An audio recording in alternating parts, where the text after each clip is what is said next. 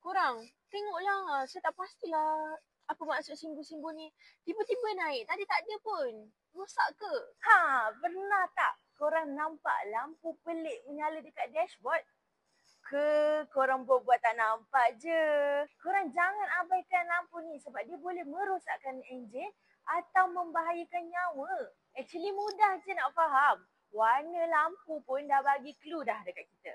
Ada 4 jenis warna lampu amaran di dashboard, iaitu merah, kuning, biru dan hijau. Warna merah adalah amaran segera. Berhentikan kereta pada tempat selamat dan matikan enjin. Kenderaan perlu segera dibawa ke pusat servis untuk checking. Warna kuning adalah amaran rendah. Ia masih boleh berjalan tapi perlu checking segera. Untuk warna biru dan hijau, tak perlu risau sebab ia adalah info sahaja. Jadi, lampu-lampu amaran itulah tanda suara kereta kita. Jika ada sembarang soalan, korang boleh komen dekat bawah. Jumpa anda di next video NOH1 Mini.